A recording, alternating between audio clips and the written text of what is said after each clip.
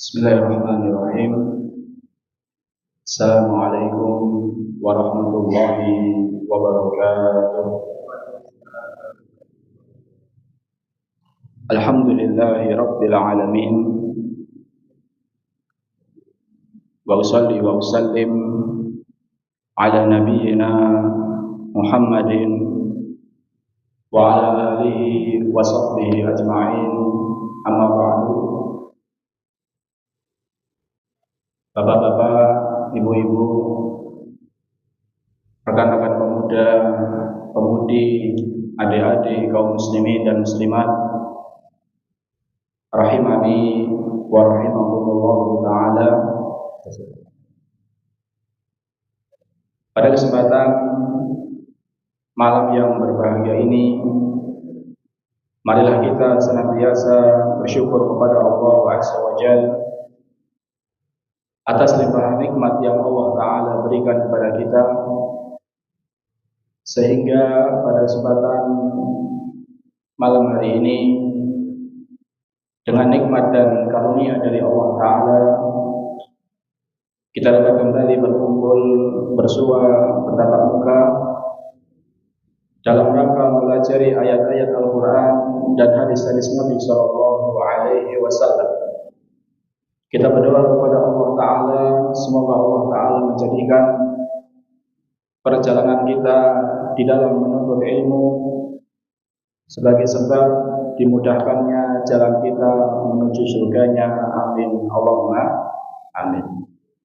Salawat beriring salam semoga senantiasa tercurahkan kepada Nabi kita Muhammad Sallallahu Alaihi Wasallam, para keluarga beliau, para sahabat-sahabat beliau, serta orang-orang yang senantiasa setia mengikuti jejak beliau hingga hari akhir kelak. Kaum muslimin dan muslimat, rahimani wa rahimakumullah ta'ala. Pada malam hari ini kita akan mempelajari 4 bab, yaitu bab 196, 197, 198 dan bab ke-199. Pada bab 196, Al-Imam An-Nawawi rahimahullah ta'ala membawakan judul mengokohkan secara berkesinambungan salat sunnah 2 rakaat sebelum subuh. Kaum muslimin dan muslimat, rahimani wa rahimakumullah ta'ala, sebagaimana kita ketahui bahwasannya sholat itu adalah sebaik-baik amalan. Rasulullah SAW pernah bersabda, wa'alamu anna khairu a'malikum as-sholah. Ketahuilah bahwasannya sebaik-baik amalan kalian adalah sholat. Seorang muslim, dia juga mengetahui bahwasannya di antara sebab seseorang bisa menjadi teman Nabi Shallallahu Alaihi Wasallam di surga adalah ketika dia memperbanyak salat. Rabi'ah ibn Ka'ab al-Aslami radhiyallahu ta'ala anhu menceritakan kesehariannya bersama Nabi Shallallahu Alaihi Wasallam. Hari-harinya diisi untuk berkhidmat kepada Nabi Shallallahu Alaihi Wasallam. Karena melihat betapa semangatnya Rabi'ah ibn Ka'ab al-Aslami berkhidmat kepada Nabi Shallallahu Alaihi Wasallam, maka Nabi Shallallahu Alaihi Wasallam ingin balas budi. Nabi mengatakan, ya Rabi'ah, salni uktik. Wahai Rabi'ah, mintalah kepadaku, saya akan penuhi permintaanmu. Apa kata Rabi'ah? Singkat cerita, Rabi'ah menjawab, as'aluka murafaqataka fil jannah. Saya minta kepadamu, wahai Nabi Shallallahu Alaihi Wasallam, agar saya menjadi temanmu di surga. Permintaan yang sangat agung, permintaan yang sangat luar biasa, sehingga Nabi Shallallahu Alaihi Wasallam tidak langsung mengiyakan. Kata Nabi sallallahu alaihi wasallam, "Aw ghairu dzalik?" Adakah permintaan selain itu wahai Rabi'ah? Kata para ulama, Nabi ingin memastikan bahwasannya Rabi'ah benar-benar tidak ada permintaan duniawi. Rabi'ah benar-benar hanya ingin mendapatkan keutamaan menjadi teman Nabi SAW di surga. Sehingga Nabi SAW memastikan, awal ghairu dzalik. Adakah permintaan selain itu? Kata Rabi'ah, huwa dzak, permintaanku hanya itu. Kemudian Nabi SAW mengatakan, fa'inni ala nafsika bikathratis sujud.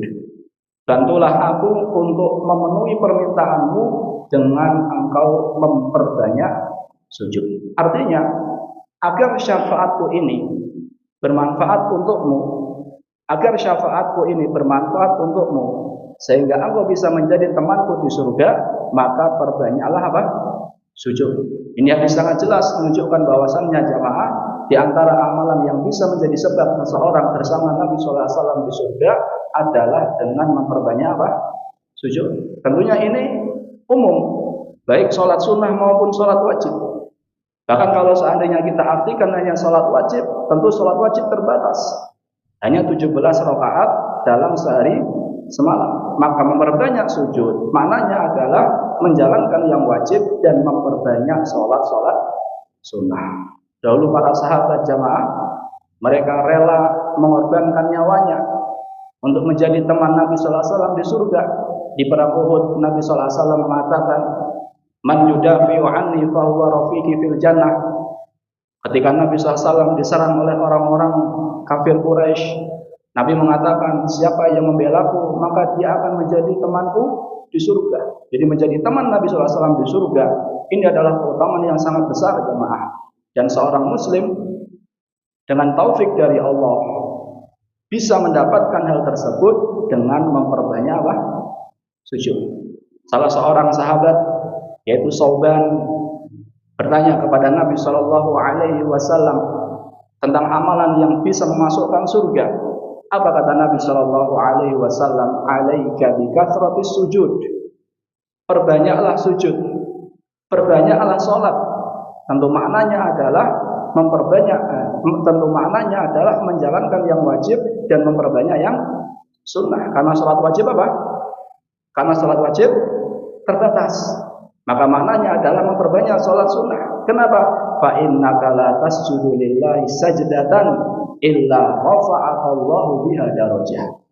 Karena tidaklah engkau sujud kepada Allah satu sujud, kecuali dengan satu sujud tersebut derajatmu di akhirat naik. Kecuali derajatmu di surga akan apa? Naik. Maka seorang muslim jamaah yang ingin dapat derajat surga yang tinggi, di antara amalannya adalah apa? Memperbanyak sujud, memperbanyak sholat. Karena kita tahu jamaah bahwasannya surga itu bertingkat-tingkat. Allah Ta'ala berfirman, "Tsumma awrasnal kitaba alladziina astafaina min ibadina." Kemudian kami wariskan kitab ini kepada orang-orang pilihan dari hamba kami. Dan manusia atau orang-orang muslim ketika mendapatkan kitab tersebut, menerima kitab tersebut terbagi menjadi 3. Yang pertama adalah faminhum dzalimun li nafsi. Yang pertama adalah orang yang mendolimi dirinya.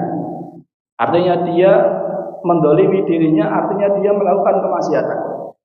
Faminhum muqtasidun. Di antara mereka ada yang pertengahan. Wa minhum sabiqun bil khairat biidznillah. Di antara mereka ada yang bersegera dalam melakukan kebaikan dengan izin Allah. Di ayat selanjutnya kata Allah, jannatu adnin yadkhulunaha. Mereka bertiga ini, 3 kelompok ini, mereka akan masuk ke dalam surga. Kelompok pertama adalah zalimun li nafsi. Orang yang mendolimi dirinya dengan kemaksiatan. Artinya di samping dia menjalankan ketaatan, dia juga tidak lepas dari apa? Kemaksiatan. Namun karena rahmat Allah Ta'ala, dia termasuk orang yang Allah Ta'ala ampuni dosanya. Khalatu amalan salihah wa akhara sayyi'ah.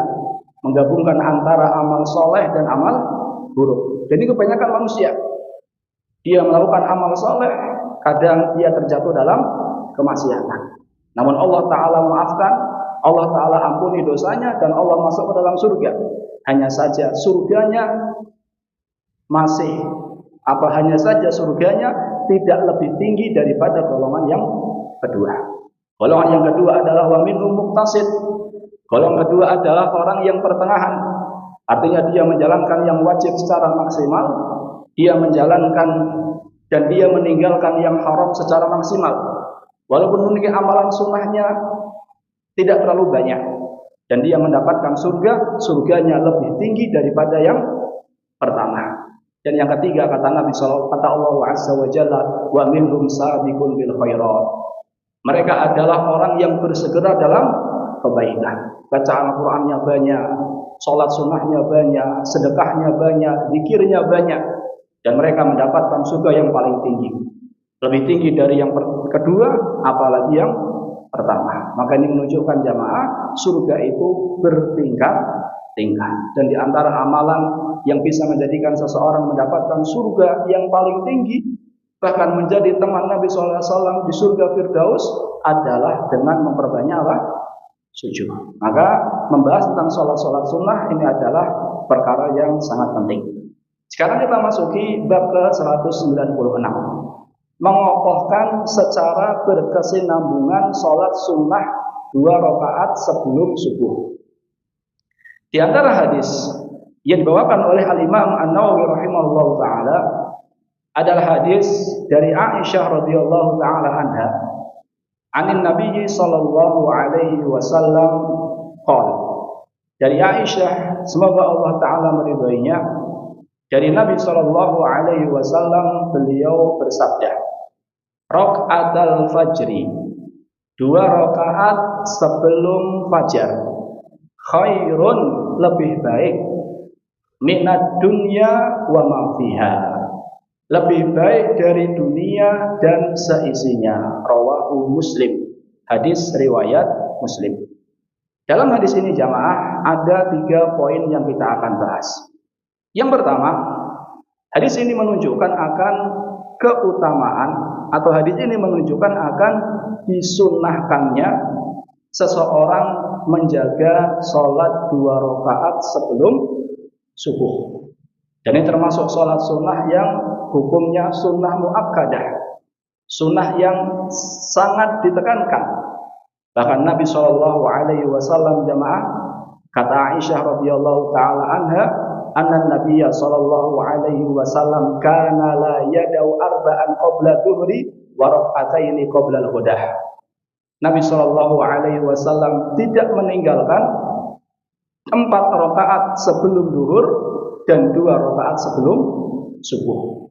Bahkan ketika safar pun jamaah, Nabi Shallallahu Alaihi Wasallam tetap menjaga 2 rakaat sebelum subuh. Padahal di antara hadiun Nabi, petunjuk Nabi Shallallahu Alaihi Wasallam, ketika beliau safar, maka beliau mencukupkan diri dengan sholat yang apa? Wajib. Bahkan yang wajib aja diapakan? Dikosor. Namun menunjukkan akan pentingnya sholat sunnah qabliyah sebelum subuh, Nabi Shallallahu Alaihi Wasallam tetap menjaga sholat sunnah qabliyah subuh, baik ketika mukim maupun apa? Safar. Bahkan ketika Nabi Shallallahu Alaihi Wasallam terlambat, atau ketika Nabi Shallallahu Alaihi Wasallam telat dari sholat subuh, disebutkan dari hadis Bilal, bahwasanya Bilal pernah telat azan.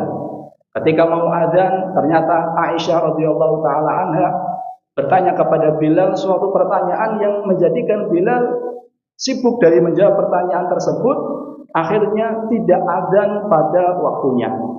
Setelah selesai Aisyah bertanya, kemudian Bilal radhiyallahu taala anhu faqama Bilalun fa'adzanahu bis-shalah wa taba adzanahu. Kemudian Bilal adzan dan beliau menyempurnakan adzannya. Falam yakhruj Rasulullah sallallahu alaihi wasallam. Dan Nabi Shallallahu Alaihi Wasallam belum keluar. Falamma kharaja shalla bin nas. Kemudian setelah Nabi keluar, Nabi Shallallahu Alaihi Wasallam sholat menjadi imam bagi manusia. Dan Bilal pun menceritakan kepada Rasulullah bahwasannya yang menjadikan Bilal telat azan adalah karena pertanyaan Aisyah radhiyallahu taala anhu. Kemudian Rasulullah Shallallahu Alaihi Wasallam ditanya sama Bilal, wahai Rasulullah sallallahu alaihi wasallam, sa'altuhu anhu hatta asbah jiddan wa annahu abta alaihi bil khuruj. Nabi sallallahu alaihi wasallam keluarnya dari rumah untuk menjadi imam telat. Sehingga ditanya sama Bilal, wahai Rasulullah, kenapa wahai Rasulullah? Apa kata Rasulullah SAW? Inni roka'tu rok'atail fajri. Tadi saya di rumah sholat 2 rakaat sebelum subuh. Apa kata Bilal? Innaka asbahta jiddan. Wahai Rasulullah, waktunya matahari sudah menguning. Artinya sudah terang, sudah masuki waktu pagi. Artinya hampir saja waktu subuh itu berakhir. Innaka asbahta jiddan wahai Rasulullah. Sesungguhnya engkau berada di waktu pagi yang sudah cerah wahai Rasulullah. Apa kata Rasulullah SAW? Lau asbahtu akthar mimma asbahtu. Kalau seandainya waktunya lebih mundur daripada waktu tadi, la raka'tuhuma. Saya tetap akan menjalankan salat sunnah qabliyah subuh. Wa ahsantuhuma wa ajmaltuhuma. Saya akan lakukan salat tersebut dengan sebaik-baiknya. Maka ini menunjukkan jamaah betapa pentingnya, betapa perhatian Nabi SAW terhadap salat sunnah 2 rakaat sebelum subuh. Maka seorang muslim jamaah hendaknya dia berusaha mengikuti Nabi SAW. Artinya jamaah, ketika seseorang contohnya dia bangun subuh telat, dia bangunnya jam berapa sekarang subuh? 4:30 lebih ya. Kemudian dia bangun telat, dia bangun jam 5, sholat subuh sudah selesai. Akhirnya dia sholat di rumah, maka dia boleh untuk mengawali sholat subuhnya dengan qabliyah subuh. Karena qabliyah subuh atau sholat qabliyah, bukan hanya subuh, sholat qabliyah jamaah itu dimulai dari setelah adzan sampai dia menjalankan sholat. Setelah adzan sampai dia menjalankan sholat. Artinya selama dia belum menjalankan sholat wajib tersebut, dia masih boleh sholat qabliyah. Ini sering ditanyakan sama ibu-ibu, Ustaz, kalau saya sholat subuh jam 5 di masjid sudah selesai sholat, apakah saya masih boleh qabliyah? Jawabannya apa? Boleh, selama dia belum sholat subuh. Jadi berawal dari masuk waktu adzan, setelah adzan sampai dia belum menjalankan sholat wajib. Adapun akhirnya adalah adapun ba'diyah, sholat ba'diyah itu berakhir dengan datangnya waktu sholat berikutnya. Contohnya, seseorang mau sholat ba'diyah zuhur. Habis sholat zuhur kok ternyata ada kesibukan yang mengharuskan dia untuk menyelesaikan kesibukan tersebut. Akhirnya dia nggak sempat sholat ba'diyah. Dia masuk kantor, dia selesaikan hajatnya, dia ingat atau dia pengen sholat ba'diyah, boleh nggak 1:30? Boleh nggak? Boleh, selama belum masuk waktu asar. Jadi kalau qabliyah waktunya setelah adzan selama belum sholat wajib. Kalau ba'diyah setelah sholat selama belum masuk waktu sholat berikutnya. Ini pembahasan yang pertama. Pembahasan yang kedua adalah di dalam hadis ini Nabi SAW menjelaskan keutamaan 2 rakaat sebelum subuh. Kata Nabi SAW, khairun minad dunya wa ma fiha. Kata Nabi SAW, lebih baik daripada dunia dan seisinya. Apa maksudnya? Para ulama menjelaskan maksud dari lebih baik daripada dunia dan seisinya. Yang pertama, maknanya adalah lebih baik dari seluruh kenikmatan dunia. Kenapa? Karena seluruh kenikmatan dunia ini akan apa jamaah? Akan sirna. Sedangkan 2 rakaat yang dia jalankan sebelum subuh, yang akan bernilai pahalanya apa? Kekal. Tentunya yang kekal lebih baik daripada yang sirna. Allah Ta'ala berfirman, ma'indakum yanfad wa ma'indallahi baq. Apa yang ada di tanganmu, apa yang kau miliki, semuanya akan sirna. Wa ma'indallahi baq. Jadi makna dari lebih baik daripada dunia dan seisinya itu lebih baik dari sisi karena apa jamaah? Amal soleh 2 rakaat sebelum subuh itu pahalanya apa? Kekal.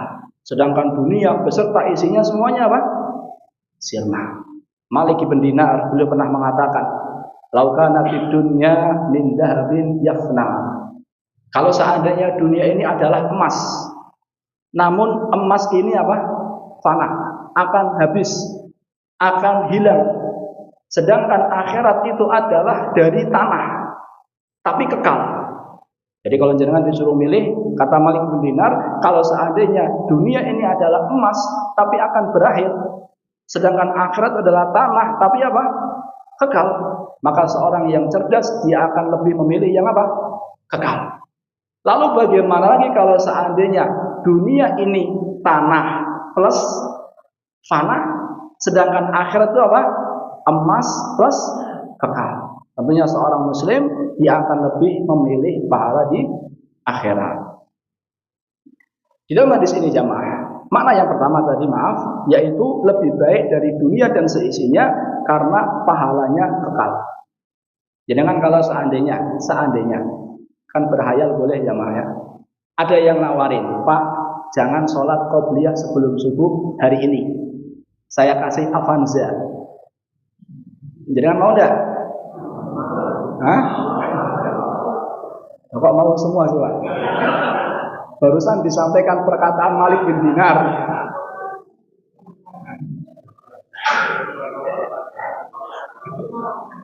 Mending yang bilang mau 1-2 ini hampir setengah jamaah.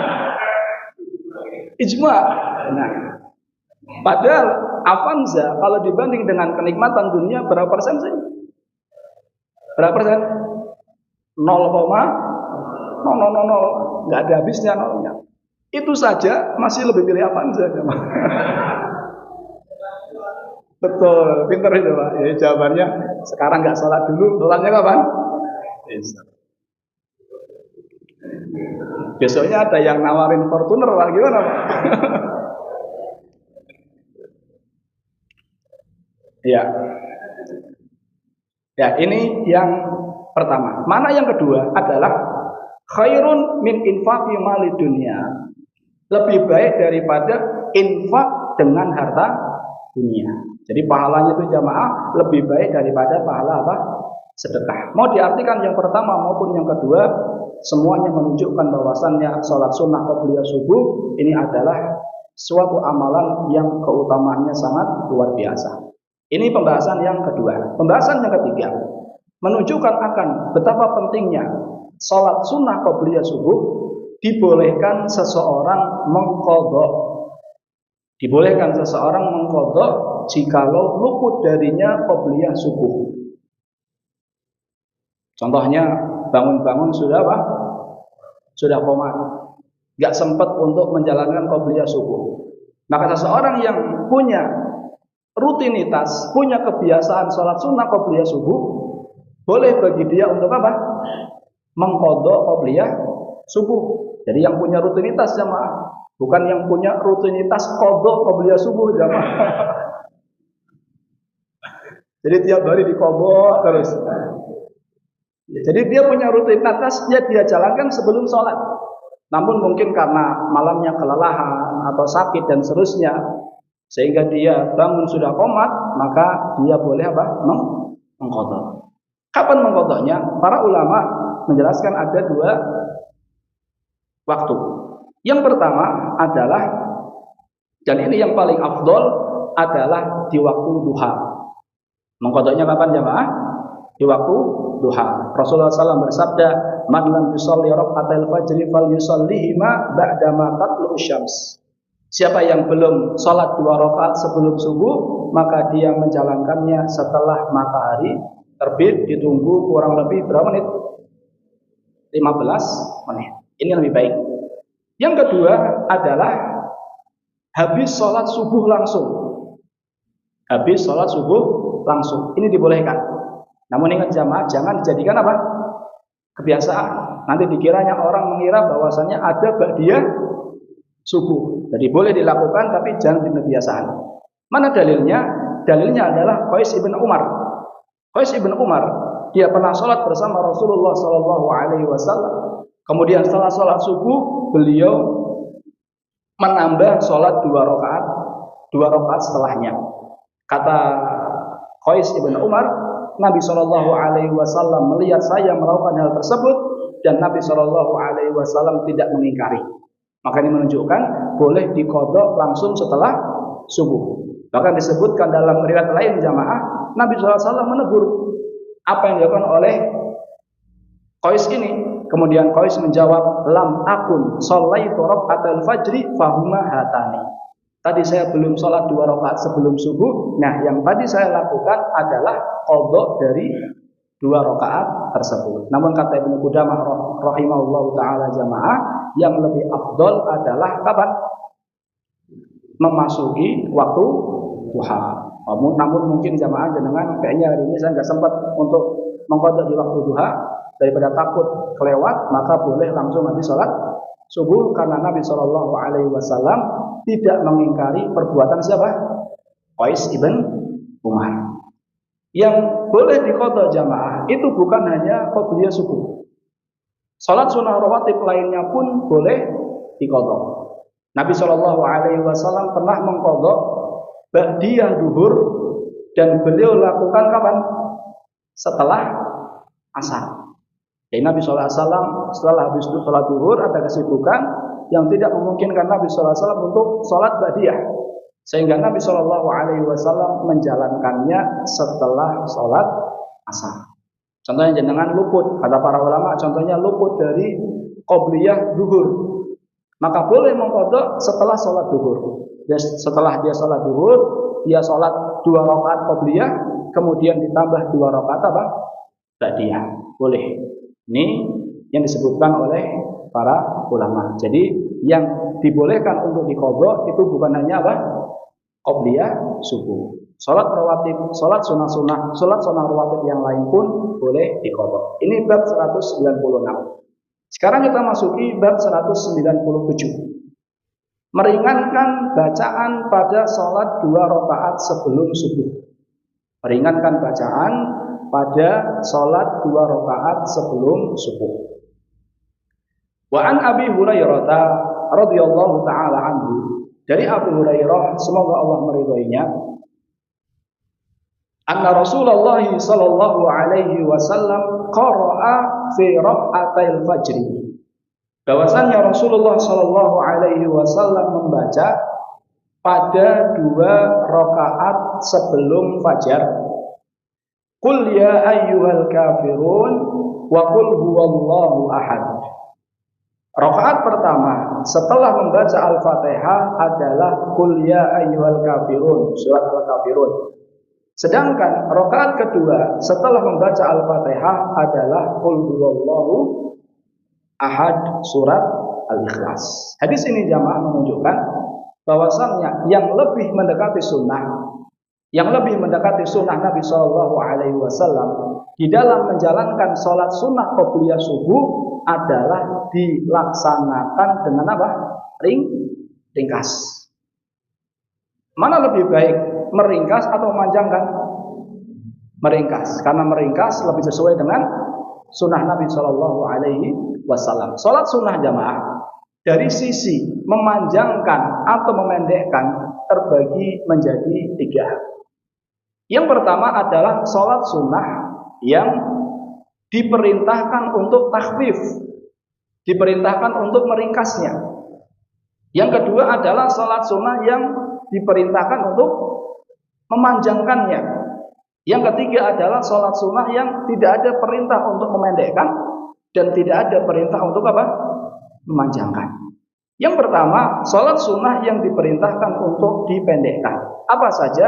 Yang pertama tadi raka'atul fajri, 2 rakaat sebelum subuh. Yang kedua adalah tahiyatul masjid ketika imam ketika khatib sedang khutbah.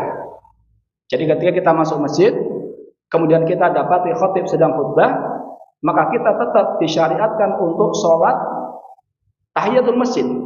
Hanya saja dalam menjalankan tahiyatul masjid tersebut kita diperintahkan untuk apa jamaah? Mempercepatnya. Suatu hari Sulaik al-Ghatafan, beliau pernah masuk masjid dan langsung duduk.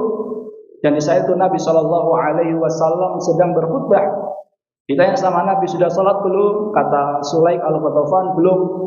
Kemudian Nabi Shallallahu Alaihi Wasallam mengatakan, kum farka rak'atain fatajawaz fihima.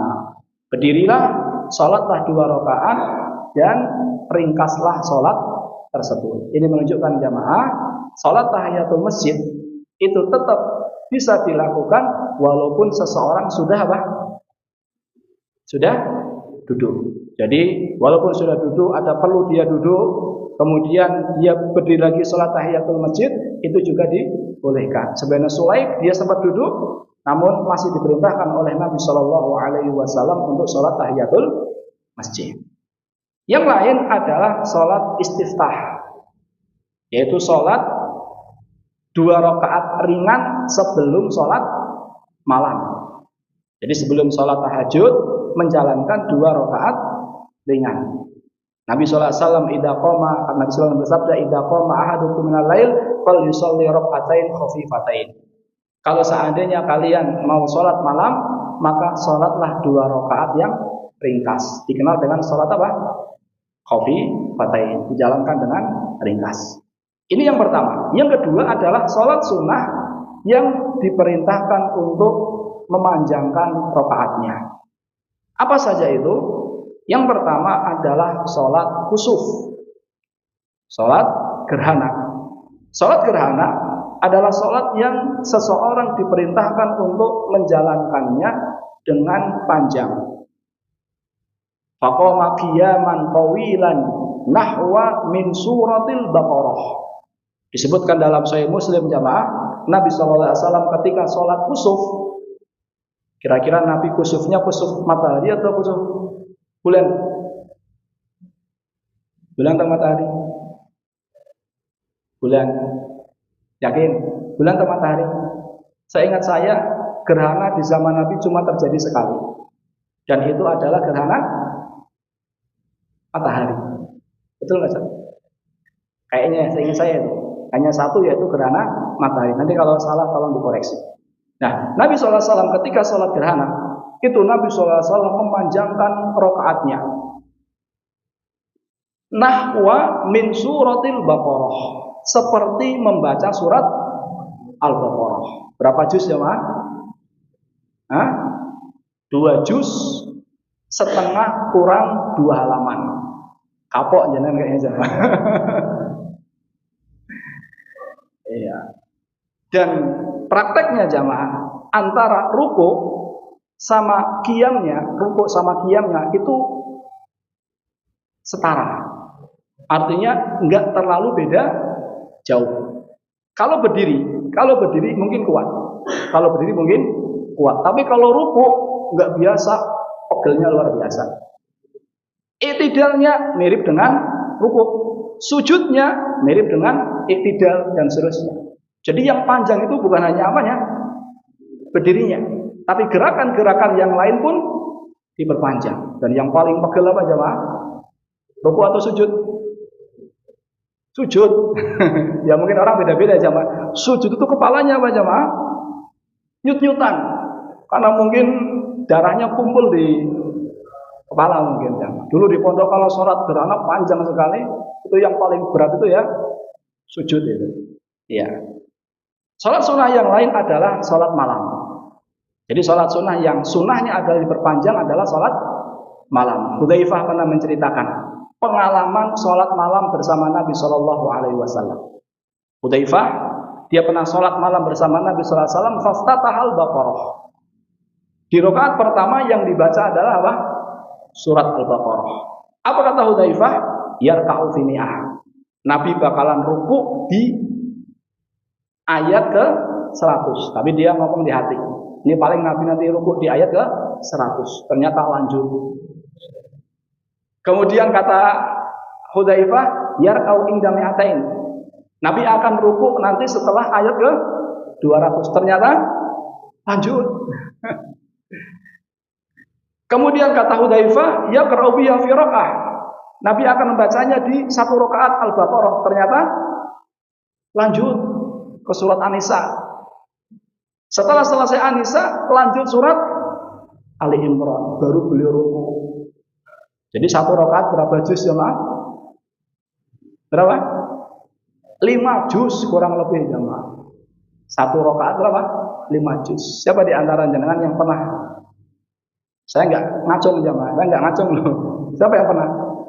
Dan kata Hudzaifah, Nabi itu bacanya mutarassila, bacanya nggak ngebut-ngebut. Jadi antara satu ayat dengan ayat selanjutnya apa? Dipisah. Alhamdulillahirabbil alamin. Berhenti. Ar-Rahmanir Rahim. Berhenti. Jadi sudah bacanya itu apa? Nggak ngebut, satu rakaat 5 juz. Kata Hudzaifah, rukuknya mirip dengan berdirinya. I'tidalnya mirip dengan rukuknya. Sujudnya mirip dengan i'tidalnya. Bayangkan jamaah kalau di masjid ini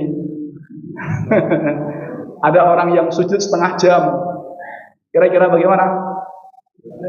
Oh, yang di belakang subhanallah, subhanallah, subhanallah.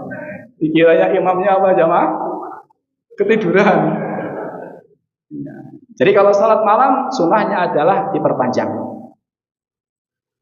Aisyah juga menceritakan salat malam Nabi SAW, beliau salat dengan memperpanjang berdiri dan gerakan-gerakan lain. Yang ketiga adalah salat yang di situ tidak ada perintah untuk memperpanjang dan tidak ada pula perintah untuk apa? Memperpendek. Maka dalam hal ini jamaah, para ulama menganjurkan untuk diperpanjang. Hanya saja mereka berbeda pendapat. Lebih baik memperbanyak rakaat atau memperpanjang berdiri. Nah, saya ulang, berbeda pendapat. Lebih baik itu sholatnya itu rakaatnya dikit tapi apa? Panjang. Jadi satu rakaat bacanya sekian halaman, atau yang dibaca surat favorit terus. Surat favorit jamaah? An-Nas, Al-Falaq, Al-Ikhlas, seringnya Al-Kautsar jamaah. Surat favorit terus, namun dengan surat yang pendek tersebut akhirnya memperbanyak apa? Rakaat. Jangan lebih pilih mana? Memperpanjang rakaat, bacaannya panjang, atau memperbanyak rakaat? Memperbanyak rakaat. Ya, ulama berbeda pendapat mana yang lebih afdol. Kata mereka, if'al ma huwa aslah wa akhsya liqalbika. Lakukanlah mana yang terbaik dan mana yang bisa lebih mendatangkan kekhusyuan. Jadi seorang lebih tahu basir bi nafsihi, lebih tahu akan dirinya mana lebih nyaman, mana lebih bisa mendatangkan kekhusyuan, apakah memperbanyak rakaat atau memperpanjang sholat. Ini poin yang pertama, pembagian sholat sunnah dari sisi panjang atau pendeknya. Poin yang kedua adalah apa yang dibaca. Yang dibaca oleh Nabi SAW dalam hadis ini jamaah, di rakaat pertama adalah surat Al-Kafirun. Di rakaat kedua adalah surat Al-Ikhlas. Disebutkan dalam hadis lain jamaah, yang dibaca di rakaat pertama adalah surat Al-Baqarah ayat 136. Tulis jamaah biar enggak Al-Kafirun terus, biar enggak Ikhlas terus, biar semua sunnah bisa kita apa? Lakukan, biar semakin banyak sunnah yang kita lakukan. Di rakaat pertama Nabi SAW membaca Al-Baqarah ayat 136. Di rakaat kedua Nabi membaca Ali Imran ayat 52. Rakaat pertama Al-Baqarah ayat 136. Rakaat kedua Ali Imran ayat 52. Al-Baqarah ayat 136 berbunyi, Qulu amanna billahi wa ma unzila ilaina wa ma unzila ila Ibrahim wa Ismail wa Ishaq wa Ya'qub wal asbaq wa ma utiya Musa wa Isa wa ma utiya an-nabiyyuna min rabbihim la nufarriqu baina ahadin minhum wa nahnu lahu muslimun. Satu rakaat. Kemudian apa? Rukuk. Jadi walaupun Al-Baqarah bukan dibaca dari awal sampai akhir, hanya Al-Baqarah ayat 136. Yang kedua, di rakaat kedua adalah Ali Imran ayat 52. Ini pun cuma satu ayat tok. Ayatnya berbunyi, "Falamma ahassa Isa minhumul kufra qala man ansari ila Allah? Qala al-hawariyuna nahnu ansarullah. Amanna billahi washhad bi anna muslimun." Udah, kemudian rukuk. Nanti bisa dilihat di Al-Qur'an. Atau di riwayat lain, Nabi SAW di rakaat pertama membaca Al-Baqarah 136, sama tadi, qulu amanna billahi ma unzila ilaina sampai akhirnya. Di rakaat kedua adalah Ali Imran ayat 64. Maaf, Ali Imran. Ya, ayat Ali Imran ayat 64. Berbunyi, "Qul ya ahlal kitab ta'alu ila kalimatin sawa'in bainana wa bainakum alla na'budu illallah wa la nusyrika bihi syai'an wa la yattakhidha ba'duna ba'dan arbaban min dunillah fa in tawallaw faqulu syhadu bi anna muslimun." Satu rakaat kemudian rukuk. Jadi jamaah ada 3. Yang pertama apa? Al-Kafirun dan Al-Ikhlas. Yang kedua Al-Baqarah 136 dan Ali Imran ayat 52. Yang ketiga Al-Baqarah 136 dan Ali Imran ayat 64. Jadi jamaah, kata Ibnu Qayyim, kalau ada bacaan yang bermacam-macam, maka lebih afdolnya adalah berusaha mempraktekkan semuanya. Karena dengan mempraktekkan jamaah itu masuk ke dalam amalan menghidupkan sunnah. Coba kalau seandainya nggak ada yang mengamalkan, bisa jadi orang yang hidup setelah kita apa? Lupa dengan sunnah tersebut. Nabi SAW bersabda, "Man ahya sunnati faqad ahabbani, wa man ahabbani kana ma'i fil jannah." Siapa yang menghidupkan sunnahku, maka bukti dia telah cinta kepadaku. Dan siapa yang cinta kepadaku, dia akan bersamaku di surga. Contohnya doa iftitah itu banyak, berusaha untuk mengamalkan 1, 2, 3, doa rukuk banyak, doa i'tidal banyak, dan seterusnya. Ya, ini bab 197. Sekarang kita masuki bab 198. Sunnahnya berbaring sesudah mengerjakan sholat sunnah sebelum subuh. Sunnahnya berbaring sesudah mengerjakan sholat sunnah sebelum subuh. Al-Imam An-Nawawi beliau berpendapat jamaah bahwasannya hal itu disunahkan. Nanti kita akan jelaskan perinciannya. An Aisyah radhiyallahu taala anha qalat, kana Nabi sallallahu alaihi wasallam, dahulu Nabi sallallahu alaihi wasallam idza shalla rakaatil fajri, apabila beliau telah selesai dari salat 2 rakaat sebelum subuh, ittaja'a ala shiqqihil aiman, beliau berbaring pada lambungnya yang sebelah kanan. Rawahul Bukhari. Jadi kata Aisyah, semoga Allah meridainya, Nabi sallallahu alaihi wasallam apabila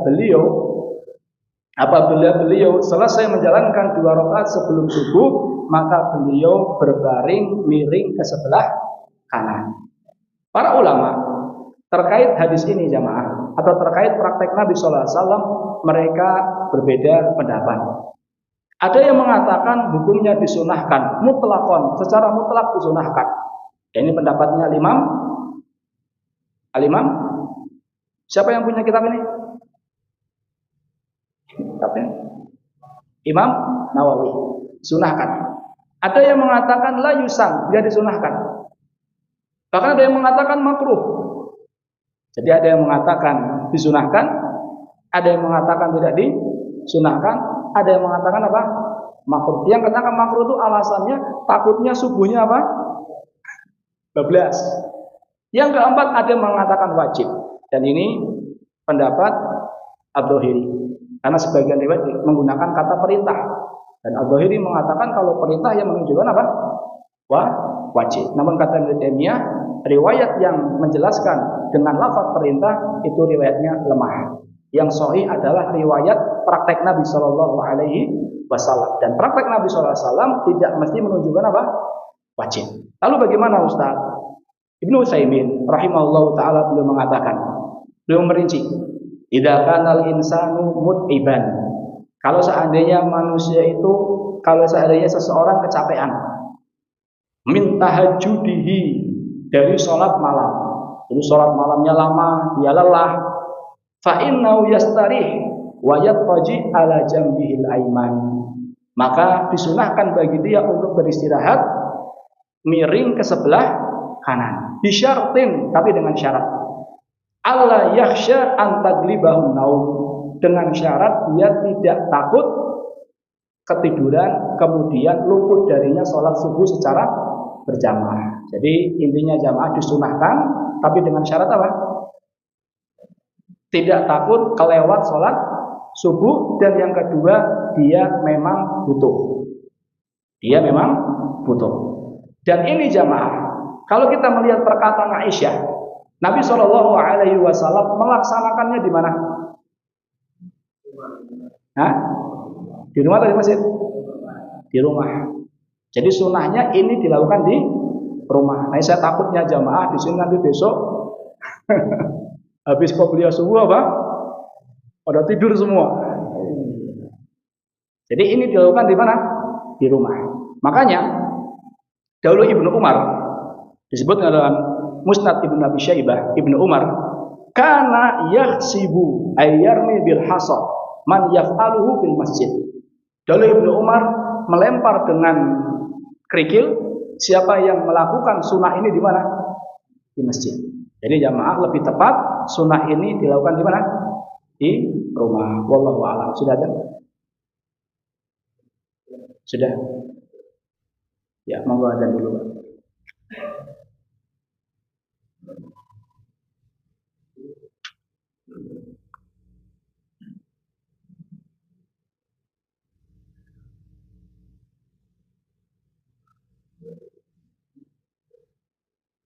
Belum?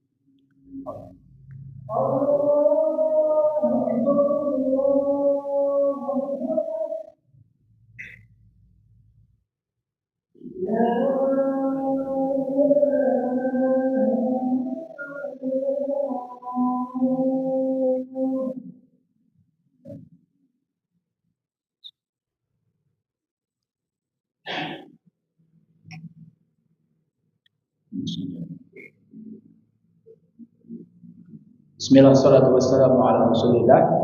Kita masuki bab terakhir, bab 199, salat sunnah duhur. Salat sunnah duhur. Wa an ummi Habibah radhiyallahu taala anha qalat. Dari Ummu Habibah, semoga Allah meridhoinya, ia berkata, qala Rasulullah sallallahu alaihi wasallam. Rasulullah sallallahu alaihi wasallam bersabda, "Man hafadha ala arba'i raka'atin qabla dhuhri wa arba'in ba'daha, Kata Nabi Shallallahu Alaihi Wasallam, barang siapa yang menjaga salat sunnah 4 rakaat sebelum zuhur dan 4 rakaat sesudahnya, haramallahu 'alan nar, maka Allah Ta'ala akan mengharamkan atas neraka. Hadis riwayat Abu Dawud dan dinilai sahih oleh Syekh Albani rahimahullahu ta'ala. Hadis ini jamaah menjelaskan akan keutamaan sholat sunnah rawatib zuhur, baik qobliyah maupun ba'diyah.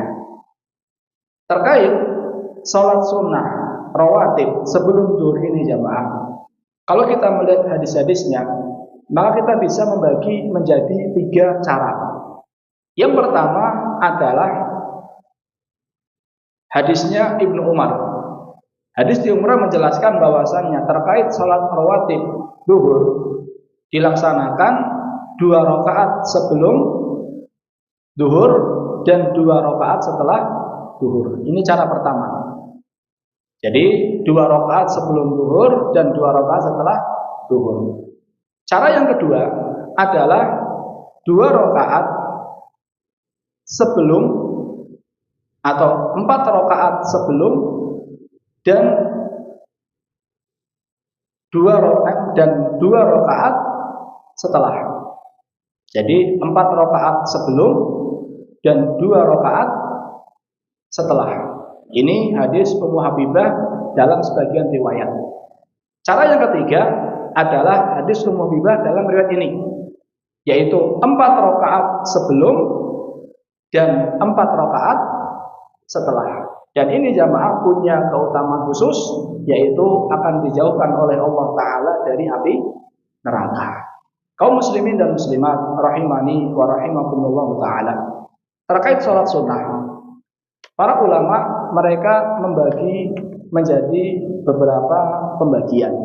Ada yang membagi menjadi 2 dengan pembagian sholat sunnah harian dan sholat sunnah zawatul asbab. Sholat sunnah harian dan sholat sunnah yang memiliki apa? Sebab. Ada yang membagi sholat sunnah itu sholat sunnah rawatib sama sholat sunnah ghairu rawatib. Kalau sholat sunnah rawatib itu adalah sholat sunnah yang mengiringi sholat wajib. Sholat sunnah rawatib terbagi menjadi 2. Ada sholat sunnah rawatib yang hukumnya apa? Muakkadah. Ada sholat sunnah rawatib yang tidak muakkadah. Yang muakkadah yang mana? Yang muakkadah adalah yang disebutkan dalam hadis Ibnu Umar dan Ummu Habibah. 2 rakaat atau 4 rakaat sebelum zuhur, 2 rakaat setelah zuhur, 2 rakaat setelah maghrib, 2 rakaat setelah isya, 2 rakaat sebelum subuh. Ini yang muakkad ditekankan. Ada yang ghairu muakkad. Yang ghairu muakkad yang pertama 2 rakaat atau tambahan 2 rakaat setelah zuhur. Karena yang muakkad adalah setelah zuhur berapa? 2 rakaat. Namun kalau mau nambah 2 rakaat boleh, dan itu juga disunahkan, tapi tidak ditekankan sebagaimana 2 rakaat yang pertama. Yang kedua adalah 2 rakaat atau 4 rakaat sebelum asar. Rahimallahu imra'an shalla qabla al-'asri arba'an. Semoga Allah merahmati orang yang salat 4 rakaat sebelum asar. Yang ketiga adalah 2 rakaat sebelum maghrib, dan yang keempat adalah 2 rakaat sebelum isya. Ini salat sunnah rawatib mengiringi salat wajib, hanya saja tidak apa? Muakkad. Kalau salat sunnah ghairu rawatib, salat sunnah yang tidak mengiringi salat wajib, ini rata-rata hukumnya adalah muakkad. Apa saja? Banyak. Ada salat witir, ada salat istisqa, minta hujan, ada salat lail, ada salat duha, ada salat istikharah, ada salat kusuf, ada salat tahiyatul masjid, dan salat-salat sunnah lainnya. Wallahu ta'ala a'lam bishawab. Terima kasih atas perhatiannya. Mohon maaf atas segala kesalahan. Kita tutup dengan doa kafaratul majlis. Subhanakallahumma bihamdika asyhadu an la ilaha illa anta astaghfiruka wa atubu ilaik. Wassalamualaikum warahmatullahi wabarakatuh.